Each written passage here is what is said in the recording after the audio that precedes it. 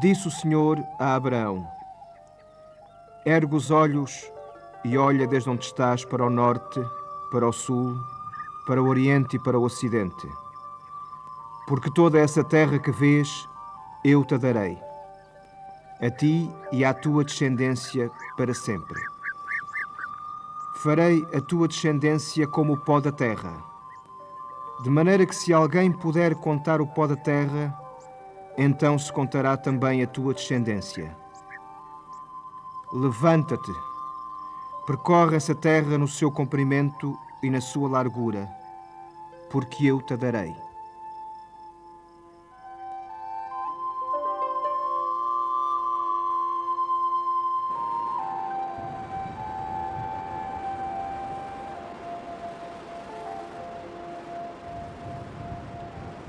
Portugal é nome inteiro, segundo dizia o nosso Bandarra. E para que seja realmente inteiro, ele não pode ser apenas o espelho do que somos ou do que temos sido nestes últimos séculos. Portugal é o nome de um mosaico de povos, de conjuntos de influências, de culturas que aqui se encontraram neste extremo da Europa. Cristãos, moçárabes e católicos romanos, muçulmanos e judeus, aqui se conjugaram, se influenciaram mutuamente para formar o mosaico que somos.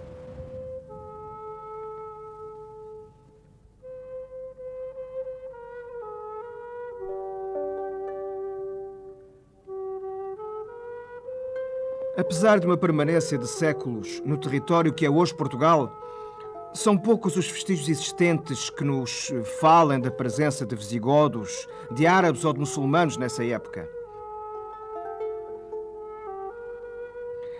Apenas algumas pedras, guardadas em museus, são como que testemunhas silenciosas desse período rico, mas pouco conhecido. E, no entanto, os grifos visigóticos e as inscrições em alfabeto árabe parecem dialogar com a voz judaica escrita nestas pedras.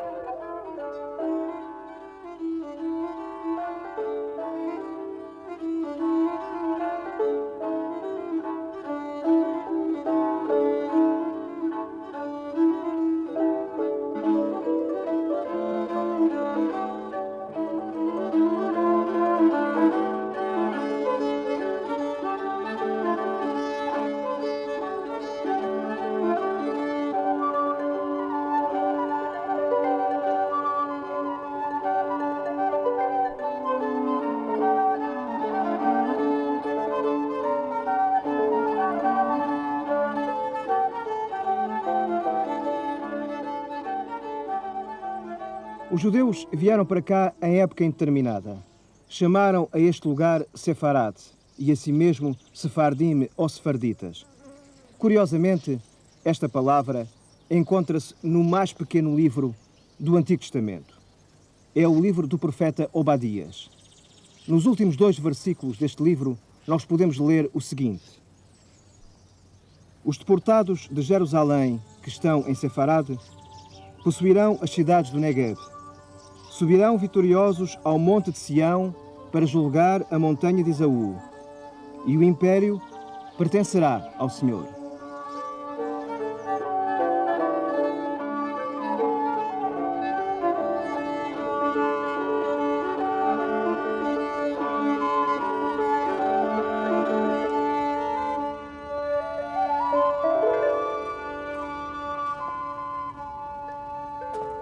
Talvez não exista melhor lugar do que este para vermos a complexidade do país que somos. Milhares de anos de história estão acumulados nestes cestos, carregados de pedras. Cada uma delas merece uma leitura atenta e cuidada. Por exemplo, as lápides da chamada escrita ibérica. Os investigadores estão divididos em relação à origem desta escrita. Para alguns, tratar-se-ia de simples indo-europeu. Para outros, seriam restos da civilização de Tartessos. Para outros ainda, tratar-se-ia de uma espécie de proto-hebraico, isto é, de hebraico primitivo. Se esta última teoria for verdadeira, seremos levados a concluir que Abraão, o hebreu, isto é, o estrangeiro, o imigrante, aquele que veio do outro lado do rio, terá partido daqui para a terra que o Senhor lhe mostrou, como nos conta o livro do Gênesis. Autores judaicos como Isaac Cardoso, Emanuel Aboabe ou Isaac da Costa afirmavam que os seus irmãos de raça e de religião tinham chegado à Península Ibérica no tempo de Nabucodonosor, ou seja, mais ou menos 600 anos antes de Cristo.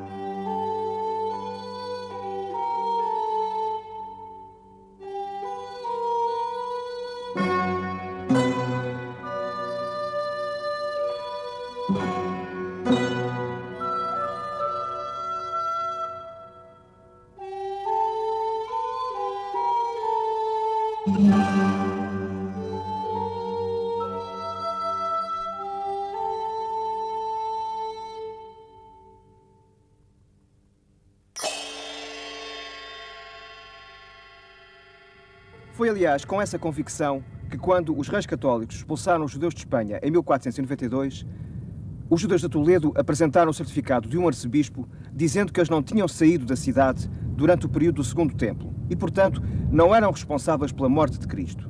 Como sabemos, era uma acusação que era feita aos judeus.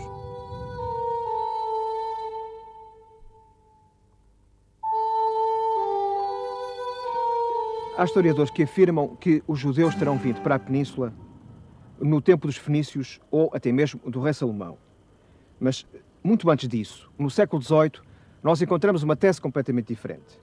Isaac Pinto, um importante judeu da comunidade portuguesa de Amsterdão, onde se encontrava refugiado, respondia ao filósofo Voltaire, no século XVIII, dizendo-lhe o seguinte, que ele não podia misturar os judeus portugueses com os outros, porque estes, os portugueses, eram descendentes da tribo de Judá e teriam vindo para a Península numa época completamente diferente. Seria a época do cativeiro da Babilónia.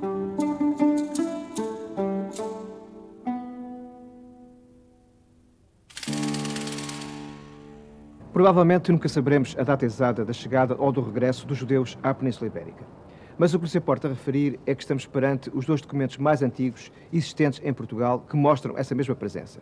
Segundo Samuel Schwartz, tratar-se-ia de pedras tumulares do século VI ou do século VII, provenientes do cemitério de Espiche, ao pé de Lagos, no Algarve.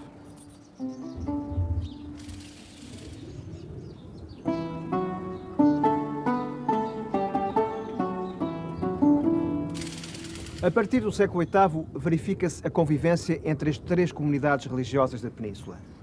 Mesquitas, igrejas e sinagogas convivem lado a lado, sem grandes conflitos. Lado a lado, mas sem misturas. Como se pode ver aqui neste cemitério medieval de Oudrinhas. Aqui não há judeus enterrados, há apenas cristãos. Entretanto, em Córdoba, os judeus sefarditas vão consolidando a ideia de que são os legítimos representantes e descendentes das tribos de Judá e de Benjamim, ou seja, a nata, a nobreza de Israel. Esta ideia vai se manter ao longo dos séculos, mesmo na diáspora. Um judeu português não se mistura com os judeus europeus, nem na vida, nem na morte. Os muçulmanos entram na Península em 711 e durante os séculos seguintes desenvolveram uma política de coexistência mais ou menos pacífica com os povos peninsulares e com as comunidades religiosas já cá existentes. Com exceção de um ou outro período de maior intolerância, cristãos e judeus puderam continuar a ter os seus cultos e os seus templos.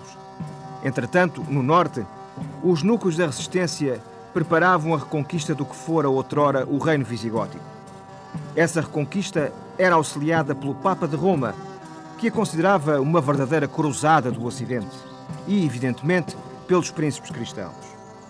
Essa aliança de forças está disposta a pôr em causa a convivência entre muçulmanos, cristãos e judeus. Roma prepara-se para centralizar a autoridade temporal e espiritual nas mãos do Papa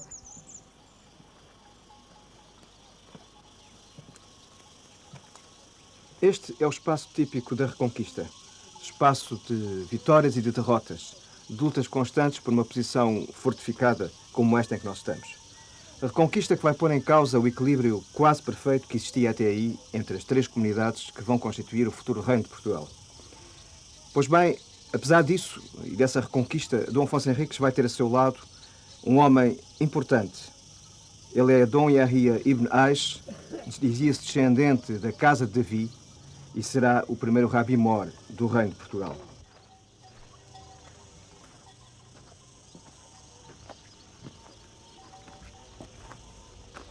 Dom Yahia morre provavelmente em 1151, diante de Alcácer do Sal, no momento em que o rei conquista a cidade. Ele morre, mas deixa atrás de si uma linhagem ilustre, a dos Ibn Yahia, ou seja, dos descendentes ou filhos de Yahia. Deixa também aldeias que o rei lhe doou como paga pelos seus bons serviços. E deixa um brasão, que é quase raro nessa altura. Um brasão que tem no seu interior uma cabeça de Moro, o que mostra como ele prestou de facto bons serviços na conquista de uma terra que estava na posse dos chamados infiéis. O seu filho, Yosef Ibn Yahia, será o Almoxarife Mor no reinado de Dom Sancho I.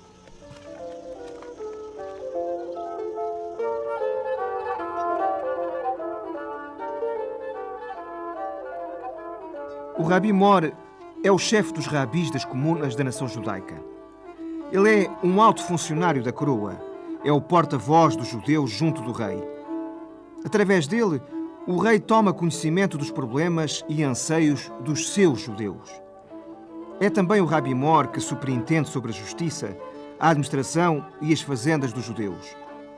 Numa sociedade hierarquizada como a sociedade medieval portuguesa, o Rabi Mor tem o seu lugar apropriado, como conselheiro e como braço direito do rei nas questões judaicas. Serão muitos e muito importantes os judeus ao serviço dos reis de Portugal durante toda a nossa Idade Média, ocupando funções de Rabi Mor, de tesoureiro ou de médico pessoal do rei. Eles vivem em comunas, ou seja, em comunidades com uma organização semelhante à dos concelhos, tendo leis, usos, costumes e até mesmo um espaço que são apenas seus.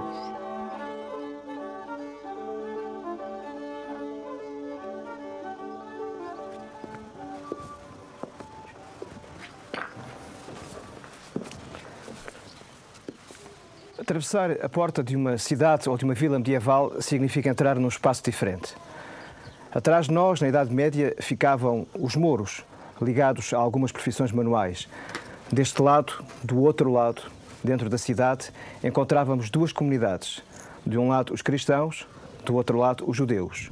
Os judeus habitavam a judiaria.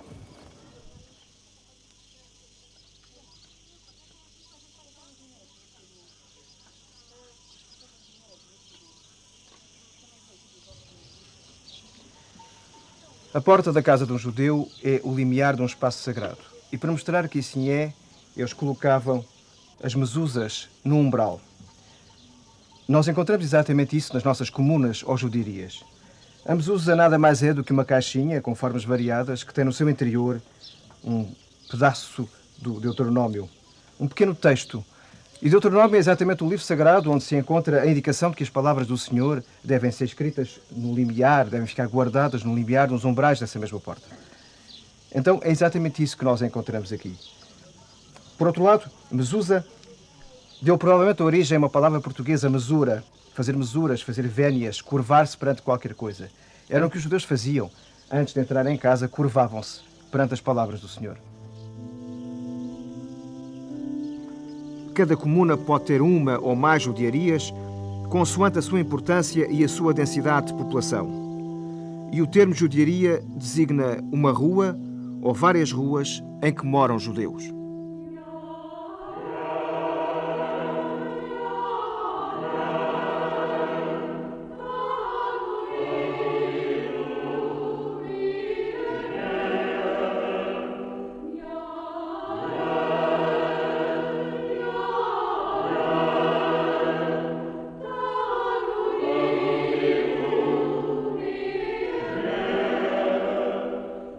O centro de toda a vida da comunidade ou da comuna judaica é a sinagoga.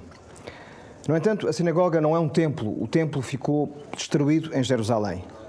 O que resta é este lugar que é um local de convívio, é um local de encontro onde os judeus vêm para falar dos seus problemas, para falar da sua vida em geral, também para rezar e, acima de tudo, para rezar. E quando eles rezam, o interior da sinagoga transforma-se completamente.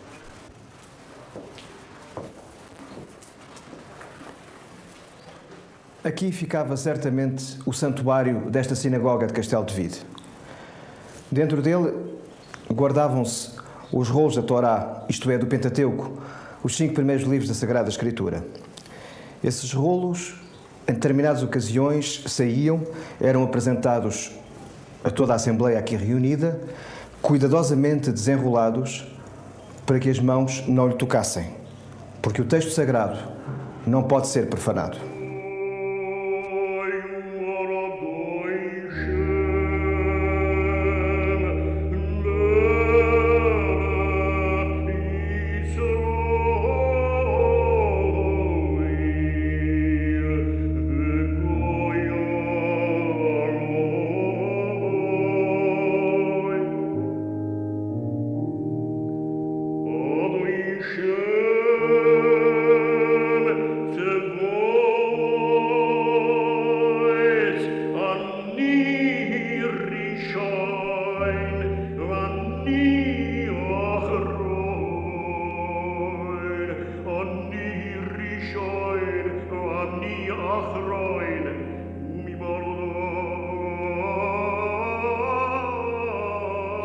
Por vezes, as judiarias têm portas que se fecham a horas determinadas. São as horas do recolher obrigatório.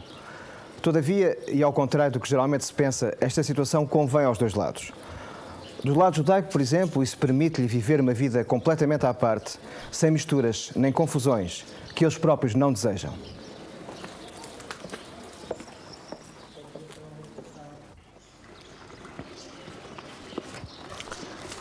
Nos primeiros tempos da monarquia, os judeus ainda estão misturados com os cristãos e com os muçulmanos que restam. Só no reinado de Dom Pedro I é que nós vamos encontrar legislação específica que obriga ao recolher obrigatório às judiarias quando soa o toque das Ave-Marias. Essas judiarias estão normalmente situadas junto dos arruamentos principais, nas vilas e cidades de maior importância económica e social. Nessas judiarias também os judeus dedicam-se a várias atividades. Eles são proprietários, são rendeiros, evidentemente, mas também são sapateiros, são ferreiros, são médicos e impressores.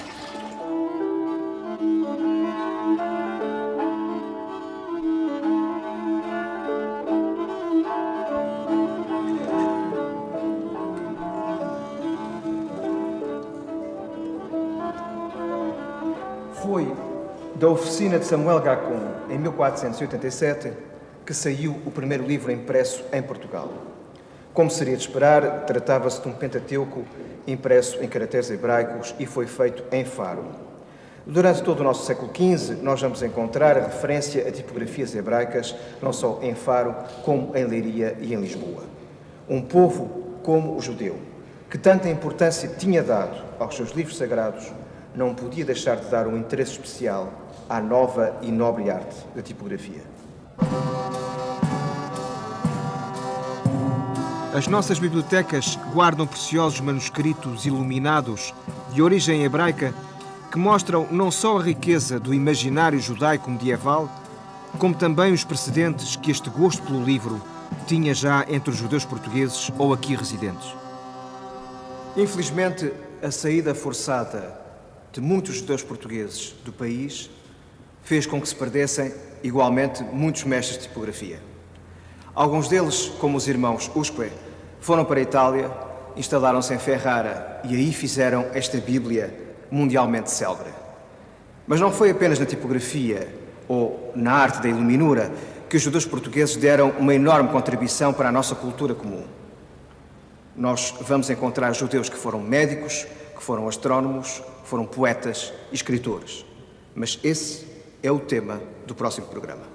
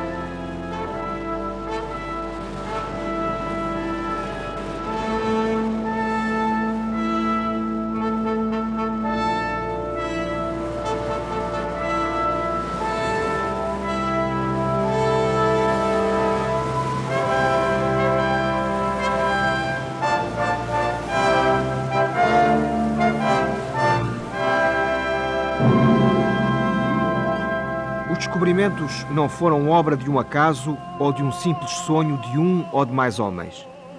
Eles resultaram de um plano concebido por um conjunto de vontades e de interesses. E sem entrar em especulações maiores, podemos certamente afirmar que esse plano teve a sua gênese na Ordem de Cristo.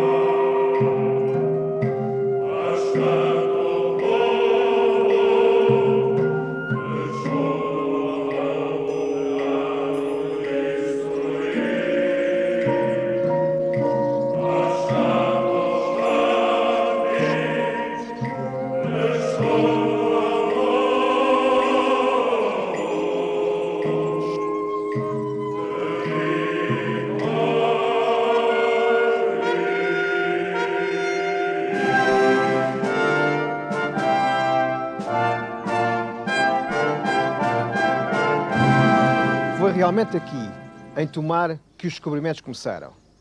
Aqui, naquilo que tinha sido a sede da Ordem do Templo, agora transformada em sede da Ordem de Cristo. É no centro de tudo que tudo acontece. Foi no centro do país, aqui em Tomar, que a grande missão começou a ser cumprida.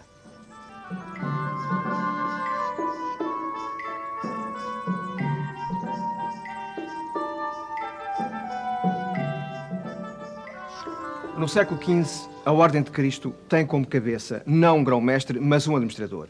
É ele o infante Dom Henrique, a quem sua mãe, pouco antes de morrer, tinha dado um pedaço da cruz de Cristo e lhe tinha confiado uma missão: criar o amor da fidalguia entre o seu povo. Enquanto administrador, o infante Dom Henrique tem mãos livres para poder gerir os bens da Ordem. Se ele fosse grão-mestre, estaria sempre dependente do abade de Alcobaça. E ele vai deitar mãos à obra e vai realizar simultaneamente o seu plano, ou seja, o plano da Ordem, e a última vontade da sua mãe: criar uma nova nobreza, a Cavalaria do Mar. E é ela que vai realizar o plano dos descobrimentos.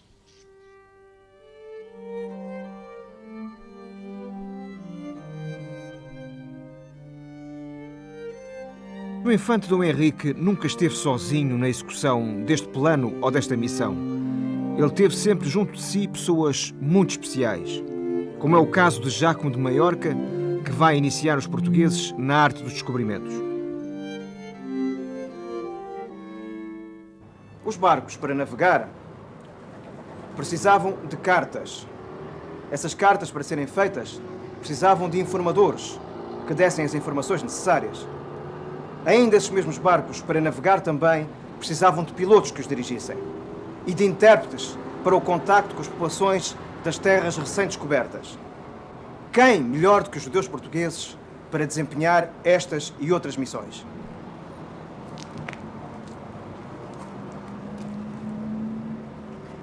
Talvez seja essa a razão profunda para encontrarmos uma estátua de Moisés no lado direito, o lado nobre, da estátua do infante Dom Henrique, neste portal sul dos Jerónimos. Habitualmente não se fala nisso, talvez porque não convenha, mas a verdade é que nós temos razões para acreditar que houve excelentes relações de colaboração entre a Ordem de Cristo e os judeus portugueses. E isso porque, de certo modo, os seus objetivos eram complementares.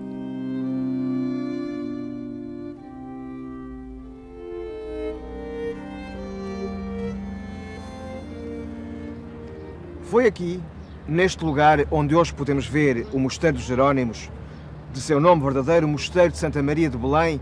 Repare-se, Belém, nome com conotações bíblicas muito fortes. Belém, Betlehem, Casa do Pão. Foi aqui, dizíamos, que Vasco da Gama orou antes de partir para a sua histórica viagem em 8 de julho de 1497. Foi também aqui, neste mesmo lugar, que Vasco da Gama recebeu as últimas instruções, certamente secretas, dadas por Abraão Zacuto. Gaspar Correia, um dos cronistas da Índia, conta-nos que Dom Manuel I, antes de tomar a decisão final em relação à viagem de Vasco da Gama, chamou Abraão Zacuto porque nada queria fazer sem o seu conselho.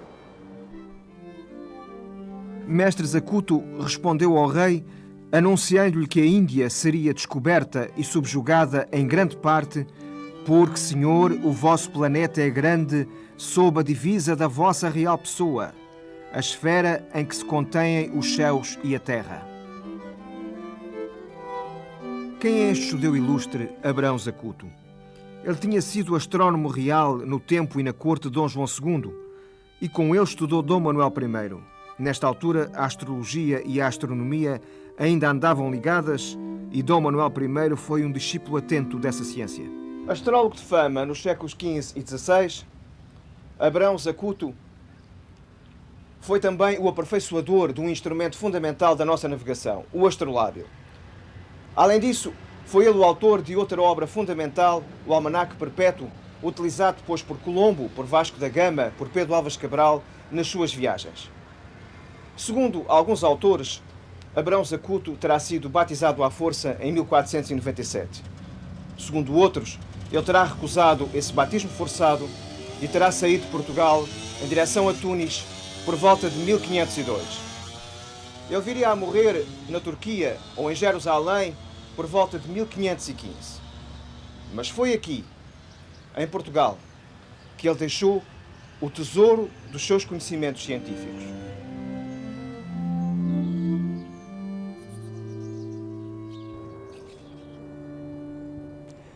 Se Abraão Zacuto representa o cientista judeu típico, Pedro Nunes é o típico cientista cristão novo.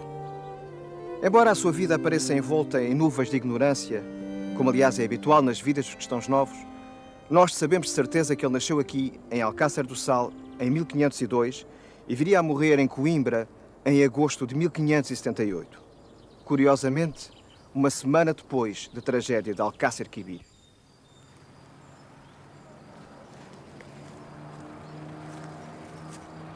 Entre essas duas datas, 1502 e 1578, desenrola-se toda uma existência voltada ao saber científico. Pedro Nunes foi médico, matemático, astrónomo e cosmógrafo. A sua obra foi lida por toda a Europa e faz hoje parte do património científico mundial. Aliás, não foi propriamente por acaso que o seu nome foi dado a uma das crateras da Lua. Pedro Nunes foi também professor. Ele ensinou os pilotos dos descobrimentos, foi lente na Universidade de Coimbra e, sobretudo, ensinou 3 gerações de príncipes, desde Dom João III a Dom Sebastião.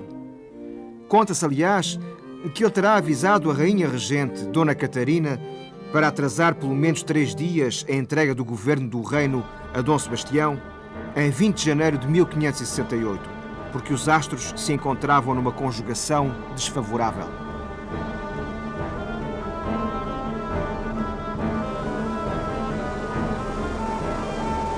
É muito difícil que algum de nós se reconheça neste gigantismo, na frieza assustadora das estruturas metálicas.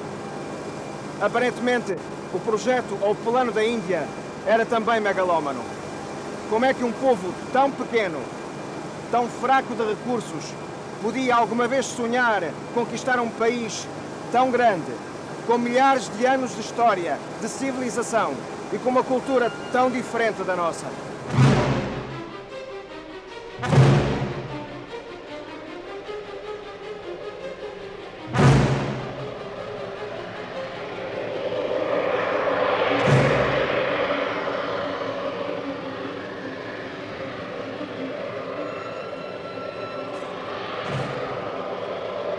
Mas o sonho ou a utopia acabaram por vencer até certo ponto. Um sonho que era de todos.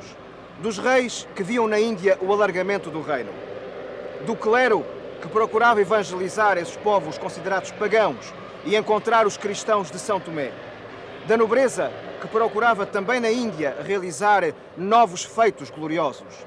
E finalmente do povo que via nessas terras recém-descobertas a possibilidade de melhorar a sua condição.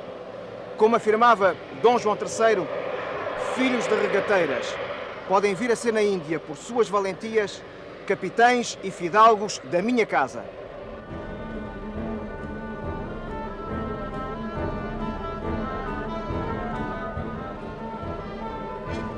Alguns dos mais interessados nestas promessas da Índia eram os cristãos novos, isto é, os descendentes dos judeus portugueses, batizados à força, mas continuavam a judaizar em segredo. Porquê este interesse dos cristãos novos pela Índia? Por várias razões. Em primeiro lugar, porque julgavam eles que, fugindo para lá, eles podiam escapar aos tentáculos da Inquisição. Em segundo lugar, porque, escapando a essas perseguições, longe delas e longe também de quem conhecia os seus ascendentes, eles podiam começar uma vida totalmente nova. Em terceiro lugar, porque as riquezas da Índia lhes permitiam abrir novos e rendosos mercados. E, finalmente, e talvez fosse essa a razão principal, porque sonhavam encontrar na Índia as 10 tribos perdidas.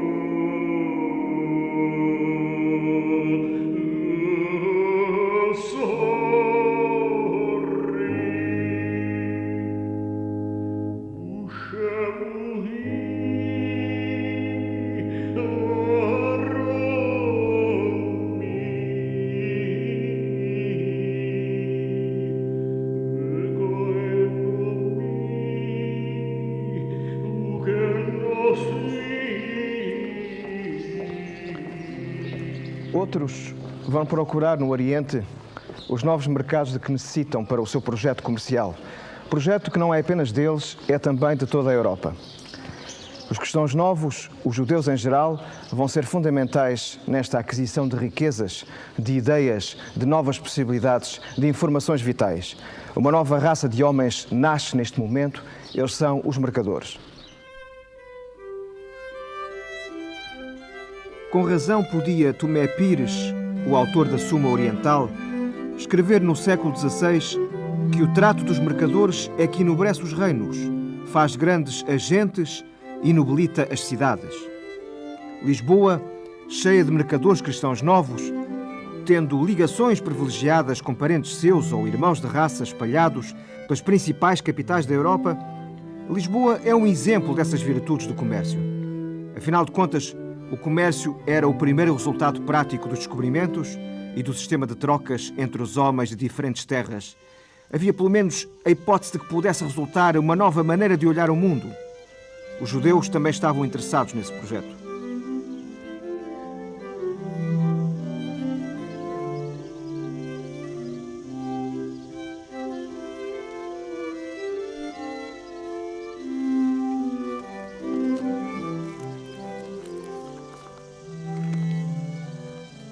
Outros cristãos novos procuram na Índia coisas bem diferentes do que as novas mercadorias ou as 10 tribos perdidas. Um deles é Garcia da Horta, que nasce aqui em Castelo de Vide por volta de 1499. Ele é filho de judeus espanhóis refugiados em Portugal a quando da expulsão que é feita pelos chamados reis católicos. É verdade que Garcia da Horta vai depois para a Espanha estudar nas universidades, tirar o curso de médico, como diríamos hoje. E é como médico que ele regressa muito rapidamente a Castelo de Vide, aqui exerce medicina. Só que Castelo de Vide é demasiadamente pequeno para ele. Isso ainda não lhe chega. Parte então para Lisboa. Em Lisboa ele tem um tio que é médico como ele e médico pessoal do Cardeal Rei. Esse tio vai protegê-lo e permitir que ele dê entrada nos estudos gerais como professor de filosofia. Mas Lisboa ainda não lhe chega também. Aliás, Lisboa vive nesse momento ao cheiro da canela e cheia de novas mercadorias, de novas riquezas que ele vê, por exemplo, expostas na Rua Nova. Então ele decide partir para a Índia ao encontro dessas novas riquezas, não para tomar posse delas, para as conhecer, porque ele é um cientista.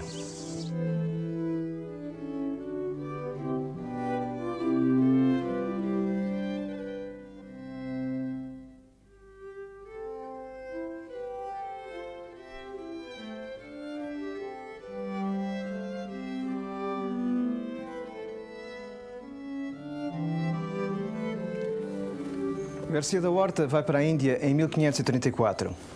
Instala-se como médico em Goa e aí vive durante 30 anos. 30 anos de estudo e trabalho intenso, em medicina e em botânica. Aliás, quando ele escreve no seu livro que sabe mais em um dia pelos portugueses do que sabia em 100 anos pelos romanos, de certo modo, ele está a falar de si mesmo e da sua obra. Os colóquios dos simples e drogas e das coisas medicinais da Índia, que ele escreve e publica em 1563, é, sem dúvida, um livro fundamental da ciência do Renascimento. Garcia da Horta morre em 1568. Já não vai a tempo de ver a sua irmã Catarina queimada pela Inquisição, nem sequer muitos dos seus familiares, igualmente perseguidos pelo chamado Santo Ofício. Aliás, ele nunca foi perseguido em vida. Mas em 1580, a Inquisição desenterrou os seus ossos e queimou-os em auto de fé.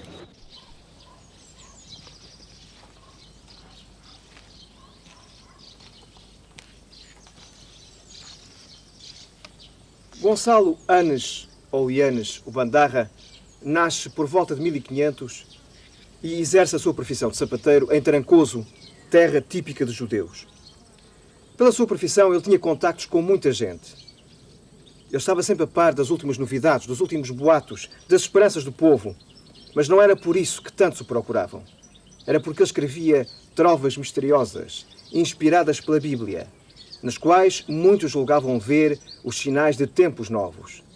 Entre eles, naturalmente, os cristãos novos.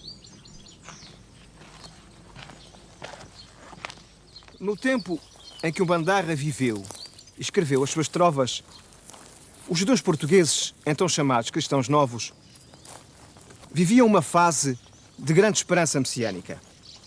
Eles julgavam ver nas trovas do Bandarra os sinais evidentes da vinda próxima do Messias, do Libertador.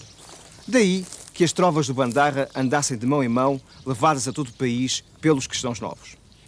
Em 1545, a Inquisição prende o Bandarra. Submete-o a um interrogatório cerrado. Não lhe encontra mancha de judaísmo, mas, apesar de tudo, condena-o a não especular mais sobre as Sagradas Escrituras e a não mais responder às perguntas que os cristãos novos lhe faziam a propósito do sentido oculto dos versículos dessa mesma Sagrada Escritura. A partir desse momento, o Bandarra aparentemente apaga-se, desaparece, até à sua morte, que acontece por volta de 1556. Mas se o autor morre, a obra permanece e até hoje. Nos momentos de maior crise do nosso país, esses versos enigmáticos são lidos e especialmente meditados. Assim aconteceu, por exemplo, no tempo da dominação filipina e da reconquista da independência. O sebastianismo cristão e o messianismo judaico vão encontrar nas trovas do Bandarra a fonte comum das suas esperanças.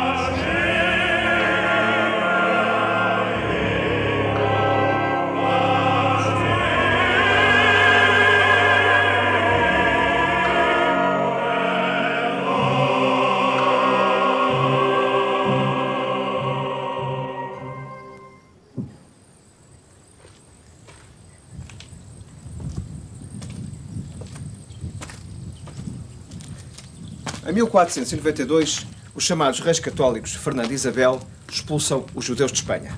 Naturalmente, eles vêm para Portugal e há mesmo quem fale em cerca de 100 mil que terão atravessado a fronteira para o nosso país, onde são acolhidos por Dom João II. Eles instalam-se, na sua maioria, nas povoações fronteiriças da Beira, onde vão aumentar as judiarias que já existiam. Mas, no caso da Guarda, eles são anteriores a esse mesmo século XV. Nós podemos dizer que eles já estavam por aí, no tempo em que o futuro Dom João I era ainda mestre da Viz. Conta-se, aliás, que a Casa de Bragança terá tido origem nos amores ilícitos entre o mestre da Viz e a bela Inês, filha de um sapateiro judeu. Dessa união nasceu uma criança que será o futuro primeiro Duque de Bragança e o pai de Inês, um homem honrado e simples, em sinal de desgosto pelo erro da filha, nunca mais cortou a sua barba. Daí a alcunha que ele tinha de o Barbadão. Quando Dom João II morre, sobe ao trono o seu cunhado Dom Manuel. Dom Manuel tem um projeto grandioso, juntar numa só cabeça as coroas dos principais reinos da península. Mas para esse fim era necessário que ele casasse com uma princesa, uma filha dos reis de Espanha. Do lado espanhol, há uma imposição, uma exigência. Portugal terá que fazer o mesmo que Espanha, ou seja, expulsar os seus judeus. Dom Manuel acede relutantemente a esta exigência, mas com uma solução de compromisso. Em vez de expulsos pura e simplesmente, os judeus podem optar pela conversão, ou seja, pelo batismo. Esta medida vai ser adotada em 1496 e aplicada durante o ano de 1497. Curiosamente, o mesmo ano em que Vasco da Gama parte com as suas naus para a Índia.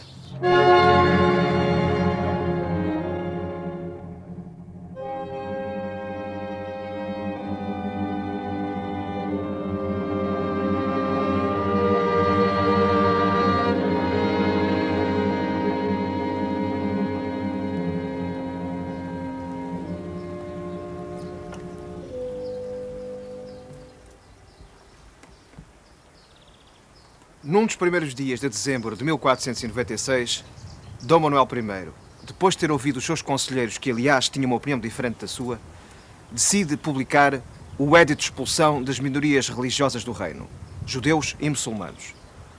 Segundo Damião de Góis, essa publicação foi feita aqui, em Muge, junto ao Tejo, onde a corte se encontrava provavelmente para fugir à peste. De acordo com esse decreto, judeus e muçulmanos deviam sair do reino até finais de outubro de 1497, no ano seguinte, e se o não fizessem, incorreriam na pena máxima e no confisco dos seus bens. A realização do sonho da unidade peninsular, um sonho que já vinha desde Dom João II, exigia este sacrifício das minorias. Pelo menos, aparentemente.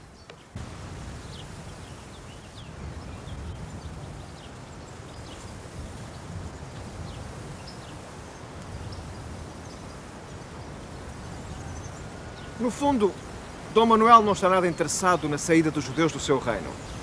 Se por um lado é preciso aceder às exigências dos reis espanhóis, por outro lado é necessário que os judeus fiquem em Portugal, porque a sua saída iria significar a perda de bens e de profissões absolutamente indispensáveis.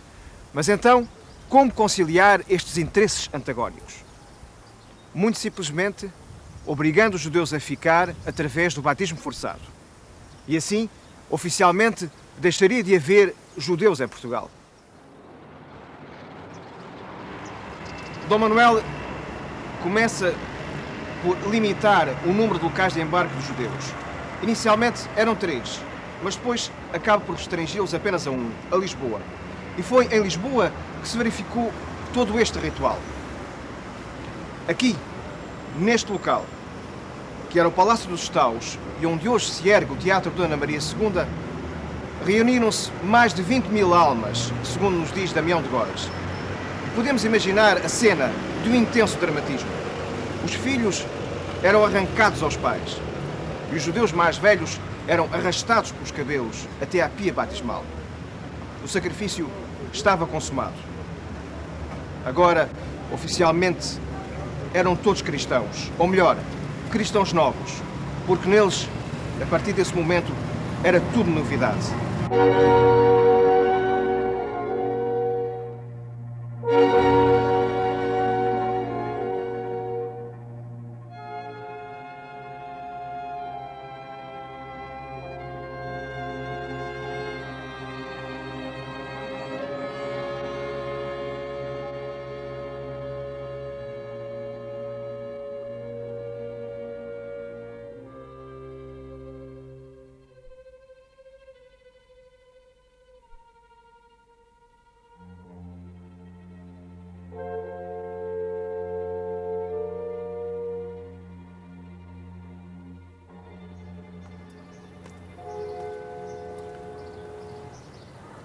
Em Portugal, para além da atuação isolada de alguns inquiridores da fé, não existe oficialmente Inquisição até ao reinado de Dom João III. Mas, perante o antissemitismo crescente no país, este rei vê-se enredado numa teia feita com os fios do seguinte argumento: os cristãos novos são hereges, a sua heresia está comprovada.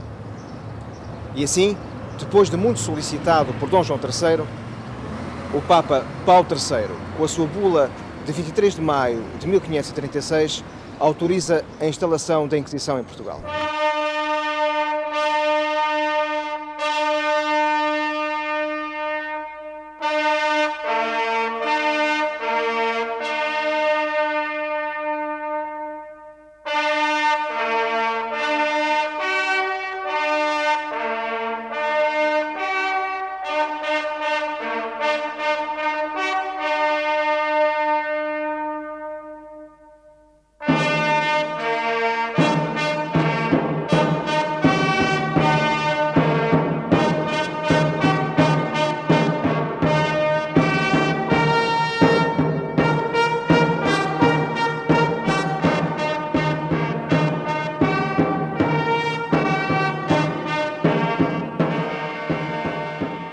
Entre estes dois documentos passaram-se 2 séculos e pouco de história da Inquisição.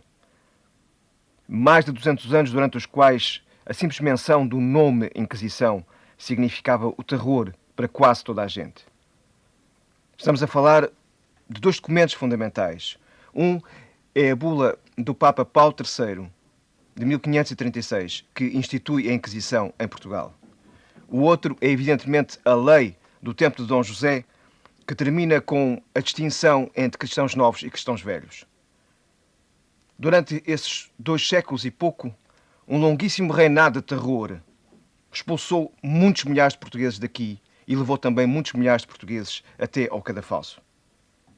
Só de facto no tempo de Dom José, quando as ideias mudaram e depois todo o mal que foi feito ao país por esse terrível instrumento de perseguição, é que finalmente se conseguiu entender que era necessário acabar com aquilo que se diz nesta mesma lei: a inaudita distinção de cristãos novos e cristãos velhos, maquinado para a ruína da união cristã e da sociedade civil da mesma monarquia. Era o fim do reinado do terror.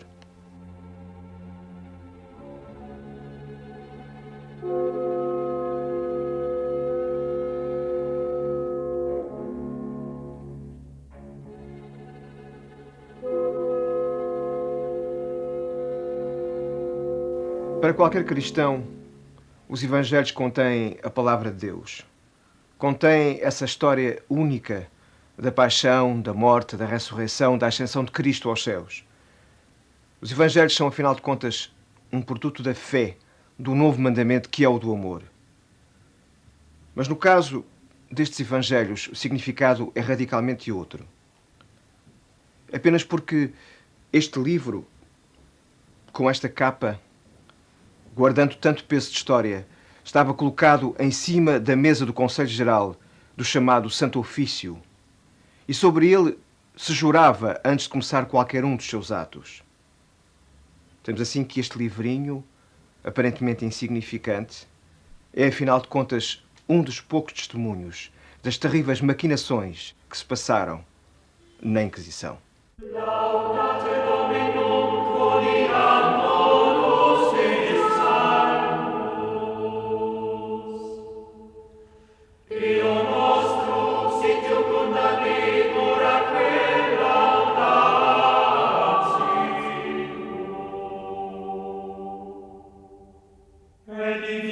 Jerusalem Dominus, dispersiones Israelis congregavit, qui sanat contritus corde, et validat contritiones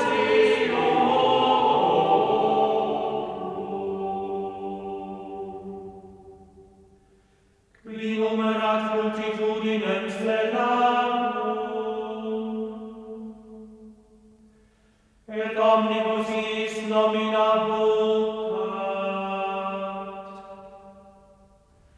Magnus Dominus noster et magna virtus eius,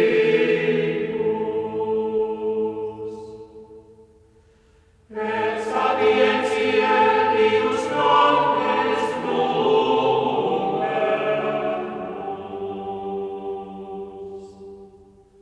sustipiens mansuetus Dominus, humilians autem peccatores suspria terra. É do conhecimento geral que existem cerca de 40.000 processos na Inquisição. Podemos pensar, perante um número destes, que, afinal de contas, a história desse ofício é uma história de papéis acumulados. Acontece que cada um desses papéis tem uma história para contar. É o caso deste processo, 229, da Inquisição de Lisboa. É a história de Diogo de Horta. Ele é sobrinho neto de Garcia da Horta, famoso naturalista e médico do século XVI. Neste caso, trata-se de um jovem mercador de Lisboa que viaja por várias cidades, como Barcelona, Génova, Roma, Veneza, além de ter ido a Angola e à Índia. Em Veneza, onde ele vive há algum tempo com um tio, ele contacta com os judeus e com as sinagogas. Provavelmente redescobre-se como judeu. Mas volta a Portugal e é preso. E no cárcere ele vai escrever mensagens dramáticas nestes panos da Índia que aqui temos guardados. Utilizando o vinagre e utilizando o negro do fumo da sua candeia, ele escreve para um irmão que está em liberdade. Mas as mensagens nunca chegam ao seu destino. Em que ele confiava, nunca chega a entregá-las ao irmão, mas entregas, pelo contrário, aos inquisidores. E eles guardam-nos aqui, neste processo. São um testemunho do que este homem passou. Ele está preso em 1596, fica lá até 1599, onde finalmente é condenado a usar hábito perpétuo e apenas espirituais. E quando sai do cárcere, Diogo de Horta é um homem marcado para o resto da vida.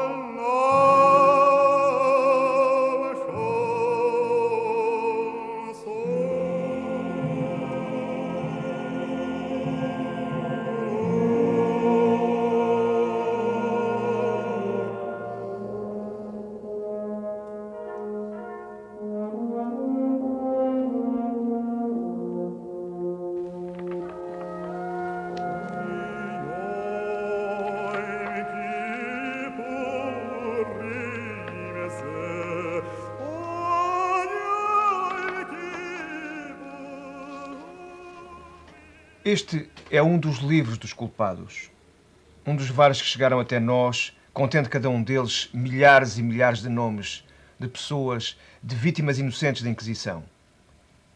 Iam parar aos cárceres, ou pelo menos eram envolvidos nessa trama tremenda da Inquisição, através de um processo de denúncia, em que o próprio acusado tinha que adivinhar qual era a culpa em que incorria. Mas quem o denunciava ia buscar os seus fundamentos ao próprio regimento da Inquisição, que apresentava as várias cerimónias judaicas ou as várias suspeitas que recaíam de ser judeu.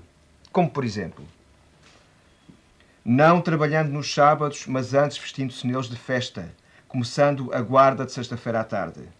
Abstendo-se sempre de comer carne de porco, lebre, coelho e peixe sem escama e as más coisas proibidas na lei velha.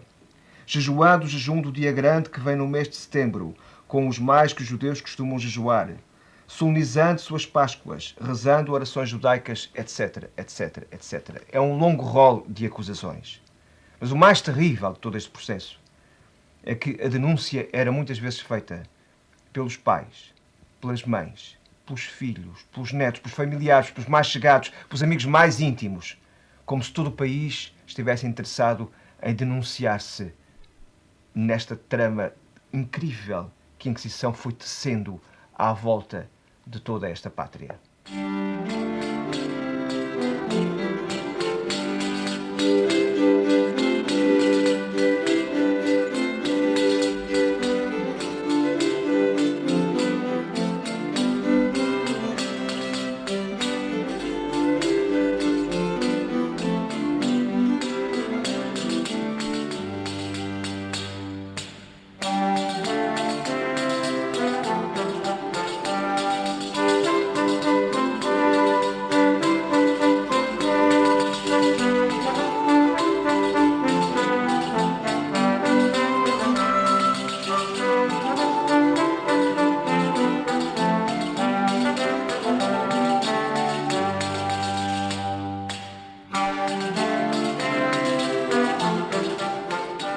O chamado Tribunal do Santo Ofício tinha uma função de controle social, de vigilância e de repressão dos dissidentes.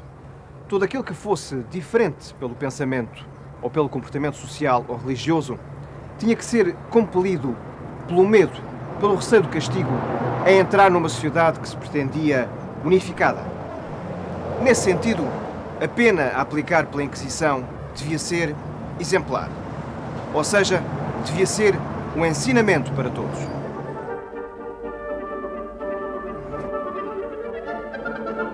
Uns, a maioria, aceitaram resignadamente o batismo à força. Outros, a minoria, recusaram-se a ceder e foram expulsos do país.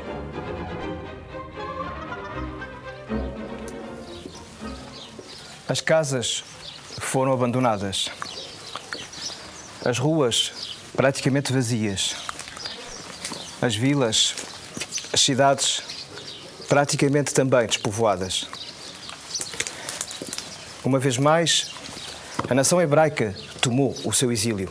Continuou, prosseguiu desta maneira. Perante este panorama desolador dos séculos XVI e XVII, vem-nos inevitavelmente à memória um texto importante da nossa literatura. Ele é A Menina e Moça, de Bernardino Ribeiro, em que o autor, de uma forma, embora alegórica, se refere ao exílio do seu povo. Menina e moça me levaram de casa de meu pai para longes terras. Qual fosse então a causa daquela minha levada, era eu pequena, não na soube. Agora não lhe ponho outra, senão que já então, parece, havia de ser o que depois foi. Vivi ali tanto tempo quanto foi necessário para não poder viver em outra parte. Muito contente fui eu naquela terra, mas coitada de mim, em breve espaço se mudou tudo aquilo que em longo tempo se buscou.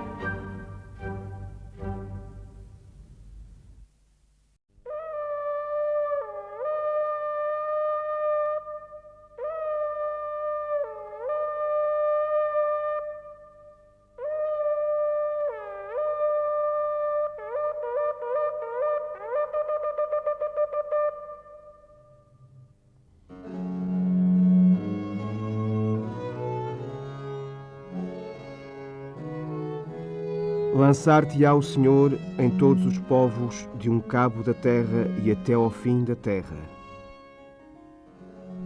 Ali servirás deuses outros, que tu nem teus pais não conheceram.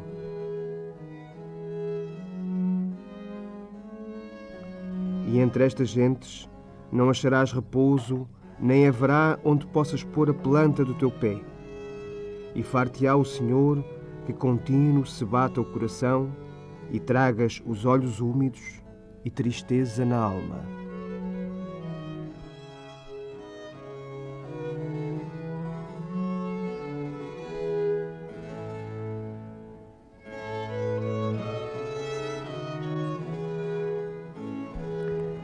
Depois das sucessivas ocupações, da destruição dos primeiro e segundo templos de Jerusalém e dos vários cativeiros que sofreram, as tribos de Israel dispersaram-se. Ficaram apenas a de Judá e Benjamim, das quais, aliás, os judeus portugueses e espanhóis se diziam os legítimos descendentes. Quanto às outras, as outras entraram em diáspora com destino incerto.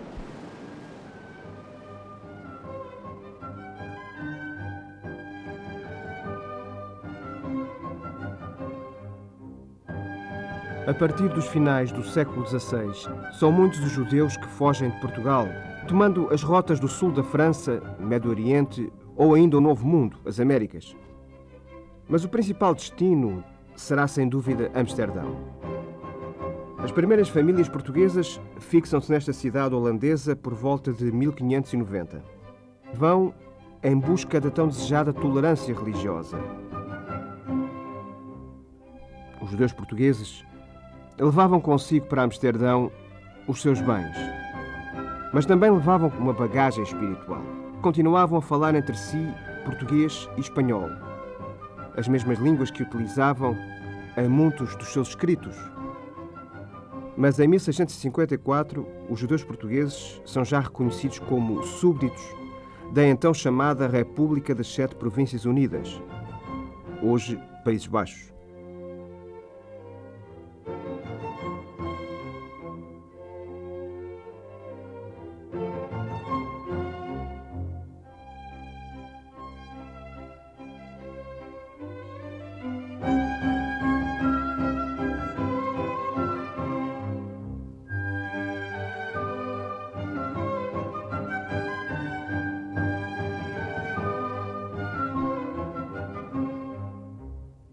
E em 1675, eles inauguram a grande sinagoga portuguesa de Amsterdão.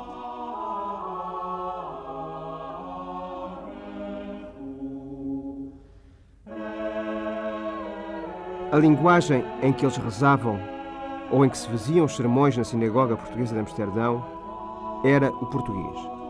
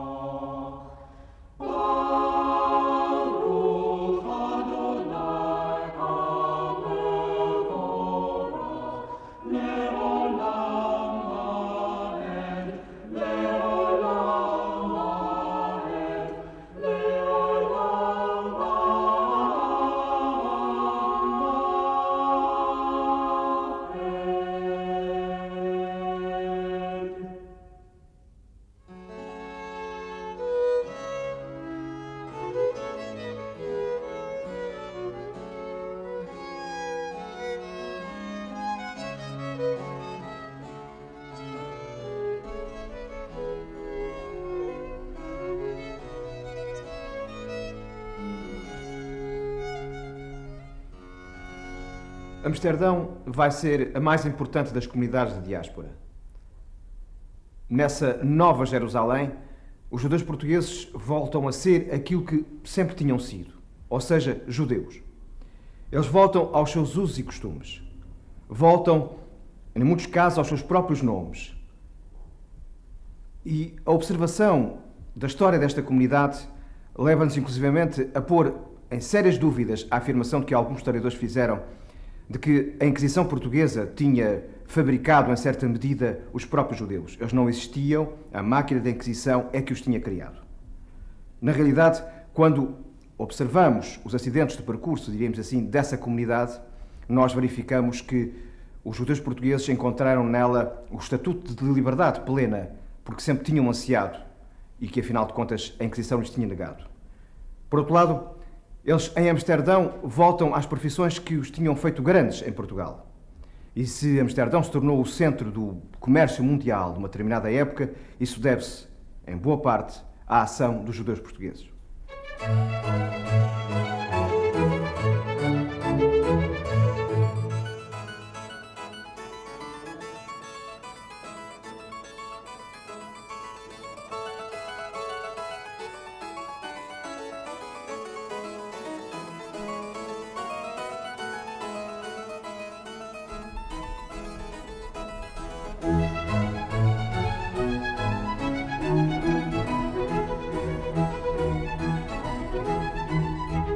Quem visita o cemitério dos judeus portugueses em Amsterdão, de que aqui vemos a reprodução de uma pedra tumular, espanta-se imediatamente com a riqueza dos túmulos desses mesmos judeus. Essas pedras mostram a magnificência alcançada pelos judeus portugueses em Amsterdão, nessa nova Jerusalém, onde eles podiam desenvolver a plenitude dos seus negócios e a afirmação da sua personalidade peninsular. Aquilo que eles, judeus portugueses, tinham sido na Península Ibérica, podia agora desenvolver-se plenamente numa sociedade tolerante.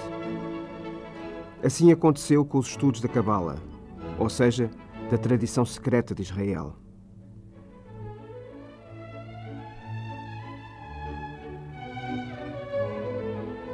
Judeus peninsulares ou judeus cabalistas seriam praticamente sinónimos. O texto sagrado guarda em si mesmo múltiplos sentidos e só quando os conhecermos a todos, na sua plenitude, é que poderemos ter uma noção mais exata da complexidade do universo criado por Deus.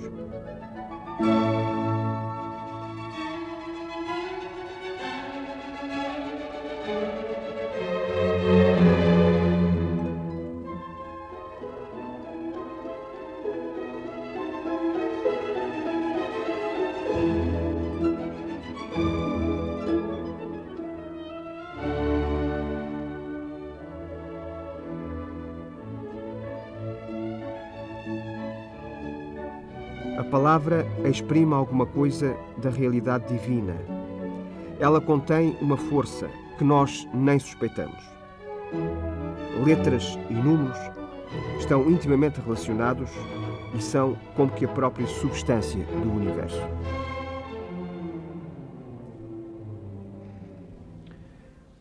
Ao longo de anos e anos, muitos investigadores se têm debruçado sobre esta famosa janela de Tomar.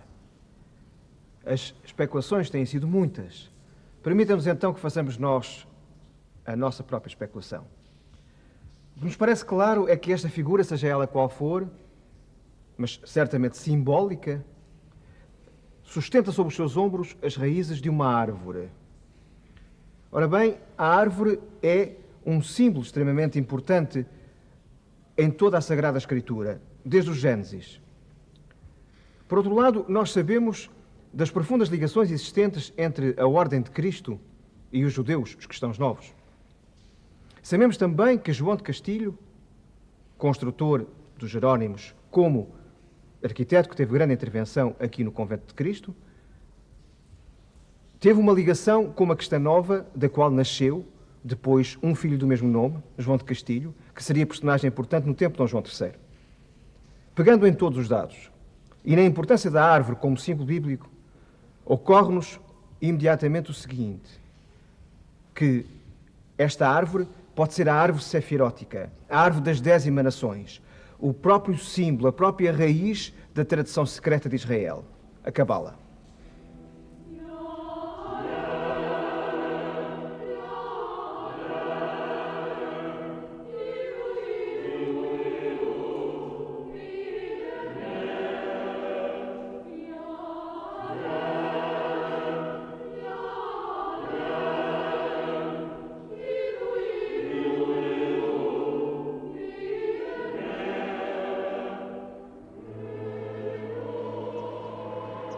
Sefarad, com os judeus secretos, continuava a guardar nas suas pedras, aqui e além, as marcas discretas de um passado anterior a todas as Inquisições.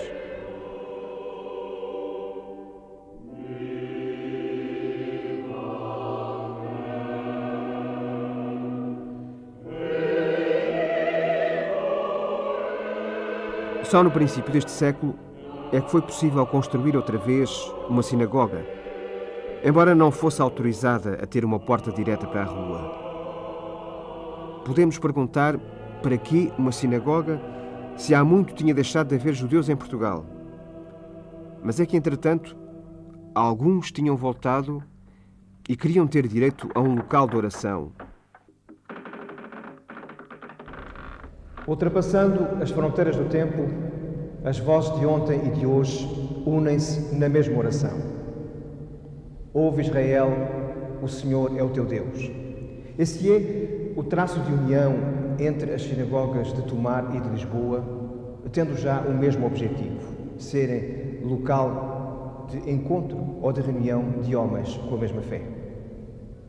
No caso da sinagoga de Tomar, onde nos encontramos, ela passou por sucessivas vicissitudes ao longo dos tempos. Logo a seguir, em 1497, após a conversão forçada dos judeus, ela foi transformada em cadeia. Depois, nós vamos encontrá-la ainda num objetivo bem diverso. Foi capela ou ermida de São Bartolomeu. E, finalmente, no nosso século, quando Samuel Schwartz reconheceu, adquiriu e ofereceu ao Estado português, por volta de 1938-39, ela era armazém de mercearias. Hoje, de acordo com a vontade de Samuel Schwartz, ela é o Museu Luso-Hebraico Abrão Zacuto.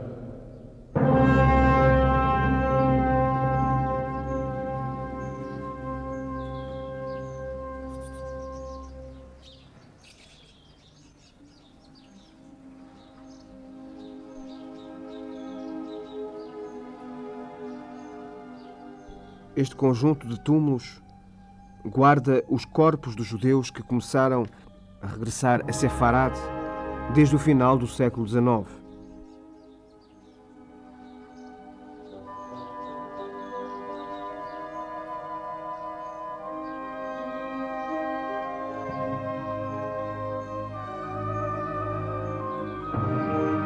Para muitos deles, era efetivamente um regresso à terra dos seus antepassados distantes.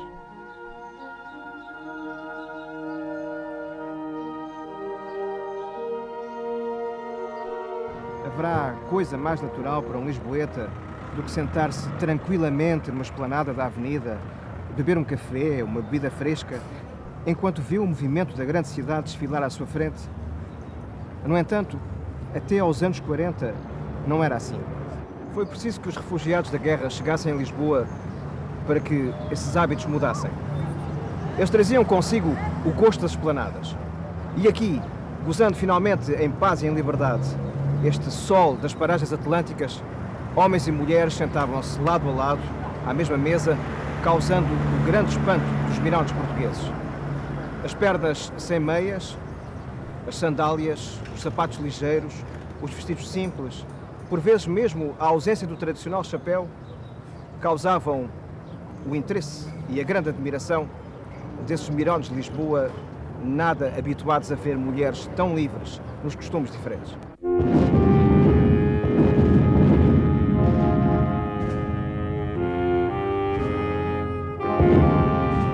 Durante a guerra, Portugal era o único país neutral e seguro para os que sonhavam com a liberdade e procuravam escapar ao conflito.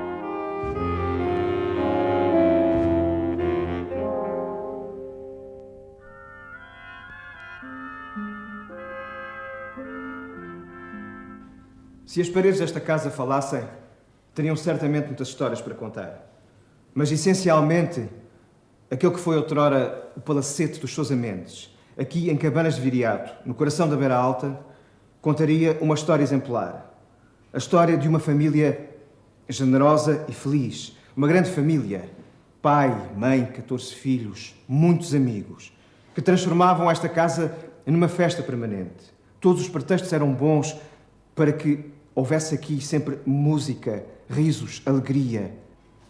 E um dia, nos anos 40, em plena Segunda Guerra Mundial, quando toda a Europa estava entregue aos bombardeamentos e em trevas, iluminada apenas pelos clarões das bombas que caíam, esta casa voltou a abrir-se em grande hospitalidade para receber muitos refugiados. Aqueles que tinham perdido tudo, que tinham perdido a pátria, os haveres, o seu próprio lar, chegaram aqui. Foram recebidos como gente que fazia parte da família que já aqui estava. E voltaram a descobrir o sentido profundo da palavra felicidade.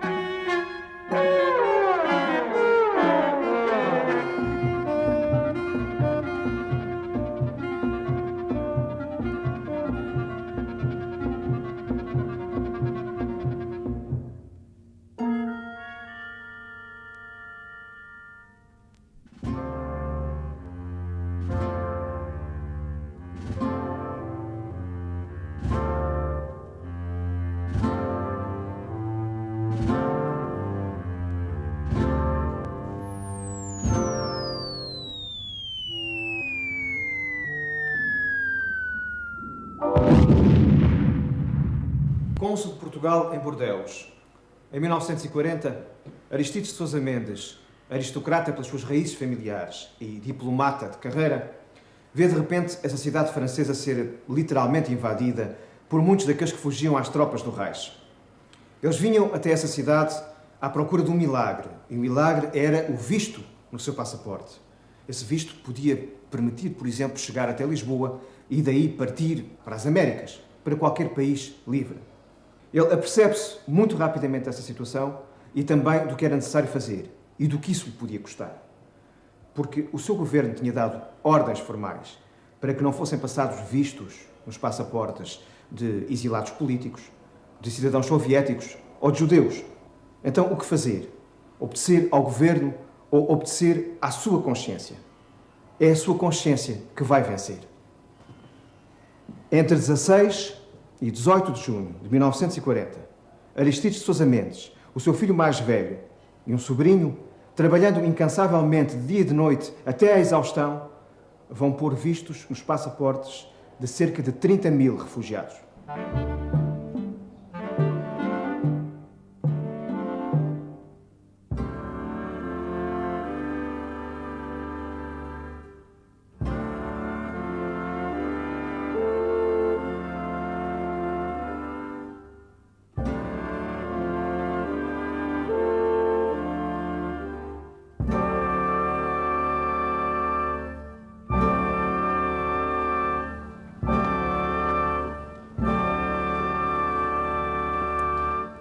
Não contente em passar vistos a tantos refugiados, Sousa Mendes trouxe muitos deles da fronteira até aqui, à sua casa.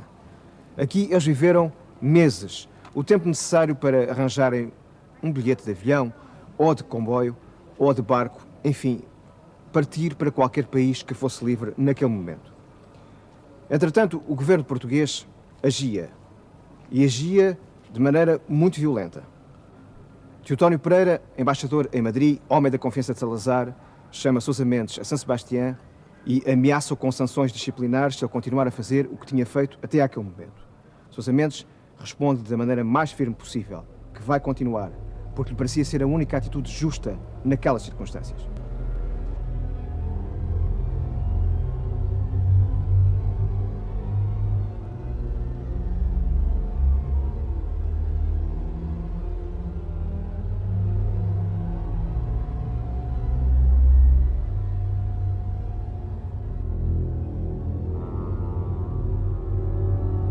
Não posso deixar estas pessoas morrer.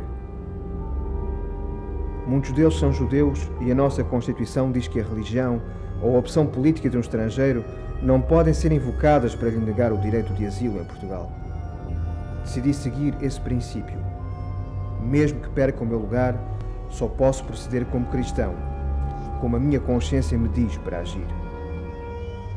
Chamado então a Lisboa, Aristides de Sousa Mendes é acusado de desobediência, é afastado da carreira diplomática compulsivamente. Aquele que tinha sido o brilhante representante de Portugal em tantas cidades do mundo é agora considerado persona non grata. Nem sequer os amigos o conhecem na rua. Viram-lhe a cara, mudam de passeio, fazem de conta que, de facto, ele é um total desconhecido. As petições que ele envia ao governo, que ele envia à Assembleia Nacional, não obtém a resposta. Ele é, de facto, neste momento, um homem a ignorar. Bordeus tinha sido a última etapa, embora brilhante, da sua carreira diplomática. Nem sequer o deixam exercer a advocacia. Aristides de Sousa Mendes acaba por morrer em Lisboa, em 1954, na miséria, ignorado por todos. Exceto pela família e por muitos milhares, aqueles muitos milhares de pessoas que ele tinha ajudado a salvar.